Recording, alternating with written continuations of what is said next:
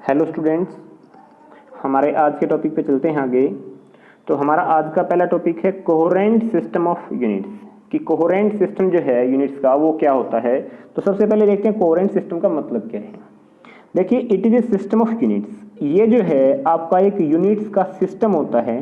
जैसे हमने अलग अलग सिस्टम देखे थे, CGS, MKS, और उसके बाद हमने SI सिस्टम देखा, FPS सिस्टम देखा।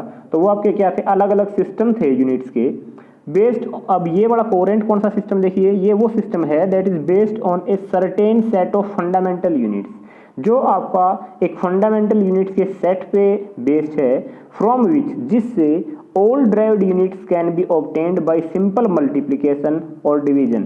कि इस मेथड से यूज करके हम इस सिस्टम ऑफ यूनिट को यूज करके सभी ड्राइव्ड यूनिट्स को ऑब्टेन कर सकते हैं। ऑब्टेन का मतलब उसको प्राप्त कर सकते हैं सिर्फ सिंपल मल्टीप्लिकेशन और डिवीजन करके, बिना कोई और न्यूमेरिकल फैक्टर को डाले। जैसे फॉर एग्जांपल हम कर लेते हैं, देखिए आपके पास मान लेते हैं SI सिस्टम में लेंथ की बात करते हैं, मीटर, 1 मीटर है। इसको आपने CGS में कन्वर्ट करना है। CGS में कन्वर्ट करना है तो देखो आपने मीटर को किस में बदलना है, सेंटीमीटर में बदलना है। सेंटीमीटर में बदलना तो आपको पता है 1 मीटर में कितने सेंटीमीटर होते हैं, 100 सेंटीमीटर होते हैं। अगर आपने इसको 100 बनाना है तो सिंपल सी बात है, इसकी आप क्या कर दो, 10⁻² से मल्टीप्लाई कर दो। तो जो आपका ये SI सिस्टम ये किस में कन्वर्ट हो जाएगा, CGS में कन्वर्ट हो जाएगा। तो इसलिए हम हमारे इस सिस्टम को क्या बोलते हैं कि हमारा ये बेसिक सिस्टम है, या कह सकते हैं कोहेरेंट सिस्टम है, जिसका हम यूज करके किसी भी ड्राइव्ड यूनिट को हम फाइंड आउट कर सकते हैं सिंपल मल्टीप्लिकेशन और डिवीजन करके। क्लियर है? तो इसको बोलते हैं हम कोहेरेंट सिस्टम ऑफ यूनिट्स। इसके बाद हमारा नेक्स्ट टॉपिक है एडवांटेज ऑफ SI, कि जो हमारा SI सिस्टम है यूनिट्स का, उसका हमारे पास क्या एडवांटेज है बाकी और सिस्टम की बजाय। तो देखते हैं इसकी क्या इंपॉर्टेंस है। फर्स्ट पॉइंट है, SI आपका एक कोहेरेंट सिस्टम ऑफ यूनिट है। अभी हमने देखा कोहेरेंट का मतलब क्या है, कि सारी ड्राइव्ड यूनिट हम सिर्फ मल्टीप्लाई और डिवाइड करके हम प्राप्त कर सकते हैं। देखिए, all derived units can B obtained by simple multiplication और डिवीजन, कि सभी ड्राइव्ड यूनिट्स को हम ऑब्टेन कर सकते हैं सिर्फ मल्टीप्लिकेशन और डिवीजन के द्वारा of fundamental units without introducing any numerical factor. वही सेम हमने जो अभी कोहेरेंट सिस्टम देखा था।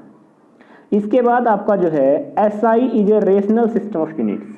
SI जो है वो एक रैशनल सिस्टम ऑफ यूनिट्स है। रैशनल सिस्टम ऑफ यूनिट का मतलब क्या है, देखिए, it uses only 1 unit for a given physical quantity. मतलब SI सिस्टम में एक क्वांटिटी के लिए एक ही यूनिट यूज की जाती है। एग्जाम्पल के लिए हम देखते हैं, for example all forms of energy are measured in joule, कि एनर्जी की चाहे कोई भी फॉर्म हो, चाहे मैकेनिकल एनर्जी हो, चाहे काइनेटिक एनर्जी हो, चाहे पोटेंशियल, मैकेनिकल के पार्ट है काइनेटिक और पोटेंशियल, किसी भी प्रकार की एनर्जी हो, उसको हम किस प्रकार से मेजर करेंगे, जूल में मेजर करेंगे। लेकिन दूसरे सिस्टम जो होते थे, दूसरे सिस्टम जैसे कुछ एग्जाम्पल्स दिए गए हैं, जैसे MKS सिस्टम था, इसके अंदर मैकेनिकल एनर्जी को तो जूल में मापा जाता था, हीट एनर्जी को कैलोरी में, इलेक्ट्रिकल एनर्जी को वाट आवर में। लेकिन SI सिस्टम में ऐसा नहीं होता, इसमें सिर्फ एक ही यूनिट है, जूल। हर एनर्जी के लिए यही हम यूज करते हैं। नेक्स्ट आपका जो है SI is a metric system. Metric system का मतलब क्या, देखिए, multiples and submultiples of SI units can be expressed as powers of 10, कि जो आपके मल्टीपल और सब मल्टीपल SI यूनिट्स हैं उनको हम 10 की पावर में जो है एक्सप्रेस कर सकते हैं, जैसे कि 10 की पावर 1, 10⁻², या -1, -2। नेक्स्ट आपका है SI जो है वो एक एब्सोल्यूट सिस्टम ऑफ यूनिट है। SI is an absolute system of unit. Absolute का मतलब ये आपका ग्रेविटेशनल यूनिट को जो G होता है हमारा एक्सीलरेशन ड्यू टू ग्रेविटी, इसका यूज नहीं करता, ग्रेविटेशनल यूनिट्स का यूज नहीं करता। Use of G is not required, G की हमें यूज की कोई भी जरूरत नहीं होती। नेक्स्ट और लास्ट इसका है SI आपका एक ऐसा सिस्टम है जो internationally accepted system of units है। मतलब पूरी दुनिया में इंटरनेशनली जो है इसको फॉलो किया जाता है, ये वैलिड है। इसके बाद हमारा टॉपिक है guideline for writing SI units in symbols, कि देखिए जो SI यूनिट है, जैसे लेंथ के लिए मीटर, टाइम के लिए सेकंड और मास के लिए किलोग्राम, तो उनको हम लिखेंगे कैसे, इसके लिए कुछ रूल्स हैं, वो हम देखते हैं। Rules for writing SI units in symbolic form. सबसे पहला रूल आपका ये कहता है, small letters are used for symbols of unit, कि यूनिट के जो सिंबल होंगे उनके लिए हम कौन से लेटर का यूज करेंगे, स्मॉल लेटर्स का यूज करेंगे। नेक्स्ट आपके पास है symbols are not followed by a full stop, कि जो भी सिंबल हम यूज करेंगे उस सिंबल के बाद, जैसे स्मॉल लेटर में हम ये लिखते हैं मीटर, मीटर के बाद हम यहाँ पे फुल स्टॉप नहीं लगाएंगे। क्लियर है? और इसके बाद थर्ड पॉइंट आपका है the initial letter of a symbol is capital only when the unit is named after a scientist. जो इनिशियल लेटर है किसी भी यूनिट का, उसको हम कैपिटल तभी रखेंगे जब वो किसी साइंटिस्ट के नाम पे रखी गई हो। जैसे आपने देखा है कि जो पोटेंशियल डिफरेंस होता है उसकी यूनिट वोल्ट होती है, वोल्ट। इसमें वोल्ट का वी जो है हम बड़ा रखते हैं। ये बड़ा क्यों रखा जाता है? क्योंकि आंद्रे वोल्ट एक साइंटिस्ट थे जिनके नाम पे हमने ये यूनिट रखी थी। 10th क्लास में आपने देखा था पोटेंशियल डिफरेंस जो है वोल्ट में मेजर करते थे हम, तो इसका वी बड़ा इसलिए रखते थे क्योंकि ये यूनिट एक साइंटिस्ट के नाम पे है। अगर किसी साइंटिस्ट के नाम पे हो तो ही पहला लेटर जो है हम कैपिटल रखेंगे, अदरवाइज इसको कैपिटल नहीं रखेंगे। नेक्स्ट आपका है the full name of unit always begins with a small letter even if it has been named after a scientist. देखिए इसने बोला है कि अगर हमें किसी यूनिट का पूरा नाम लिखना हो तो वो हमेशा जो है स्मॉल लेटर से शुरू होगा, चाहे बेशक उसको हमने किसी साइंटिस्ट के नाम पे रखा हो।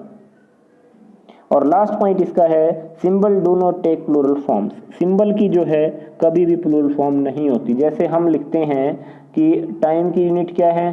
सेकंड, तो कभी भी इसको हम ऐसे नहीं करेंगे सेकंड, नहीं, चाहे सेकंड 1 हो चाहे सेकंड 10 हो, उसको हम सेकंड ही लिखेंगे, कभी भी वो प्लूरल फॉर्म नहीं लेती है।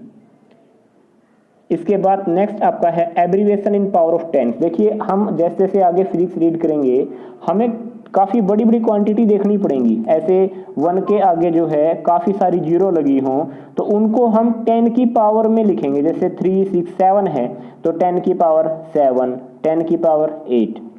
तो इनको हमने एक नाम दिया हुआ है जिसको हम इसको 10 की पावर 8 बोलने के बजाय एक सिंपल वर्ड से बोल सकें। ये जो है जब आप बुक रीड करोगे, आपके पास जो भी बुक है, तो इस बुक में आपको ये टेबल दी मिलेगी। इस टेबल में से आपको रीड करना है। देखिए अगर 10 की पावर 1 दिया गया हो तो उसके लिए प्रीफिक्स, प्रीफिक्स का मतलब होता है वो नाम जो पहले लगता है, और सुफिक्स होता है जो पीछे लगता है। तो इसके लिए हम एक नाम यूज करते हैं डेका।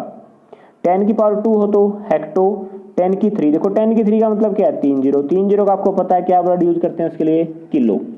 10 की पावर 6 हो तो मेगा, 9 के लिए गीगा, 12 के लिए टेरा, 15 के लिए पेटा और 18 के लिए एक्जा। ये कुछ प्रीफिक्स हैं जो इतनी बड़ी पावर्स के लिए हम यूज करते हैं। इससे भी ज़्यादा इंपॉर्टेंट आपके हैं ये छोटी यूनिट वाले। कई बार क्या होता है बहुत स्मॉल साइज हो तो उसको हमें ऐसे लिखना पड़ता है। देखिए 10 की पावर -1, इसका मतलब क्या? 1/10, या कह सकते हो 0.1। इसको तो देखो प्लस वाले को तो डेका बोलते थे, इसको डेसी। डेसिमल जो होता है ना, डेसिमल, वही डेसी है ये। -2 आ जाए तो सेंटी, -3 का मिली, 6 के लिए माइक्रो, -9 के लिए नैनो, -12 के लिए पिको, -15 के लिए फेमटो और -18 के लिए एटो। और इनके लिए सिंबल ये यूज किए जाते हैं जो ये इधर लिखे हुए हैं, और इसी प्रकार से इनके लिए ये वाले सिंबल यूज किए जाते हैं। क्लियर है? ये था कुछ बेसिक्स यूनिट्स को लिखने के बारे में, उसके रूल्स के बारे में। इसके बाद जो आगे है वो हम करेंगे नेक्स्ट क्लास में। Thank you.